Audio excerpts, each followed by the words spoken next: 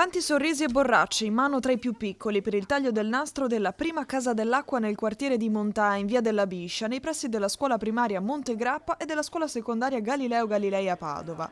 Dopo quelle della Guizia di Mortise, la nuova sorgente urbana erogherà acqua dalla rete locale refrigerata, liscia e gassata per tutti ad un prezzo calmierato. Servono a garantire l'accesso all'acqua pubblica a un costo di produzione 5 centesimi al litro e offrono acqua refrigerata del nostro acquedotto, acqua buona, frizzante o naturale, e quindi valorizza l'acqua pubblica come bene comune, come bene accessibile a tutti e a tutte, ma soprattutto insegnano anche la sostenibilità. La nuova casetta è anche un modo per dare un insegnamento ai bambini che potranno usufruire della struttura proprio all'uscita di scuola. È un bel segnale per i bambini di avere vicino un bene prezioso, imparare a prendersene cura e sapere che in qualche modo l'amministrazione c'è per loro e per portare vicino a loro i servizi primari più importanti. La struttura installata da Acegas APS Amga in collaborazione col Comune di Padova garantirà acqua buona e controllata. Insieme abbiamo scelto il luogo più adatto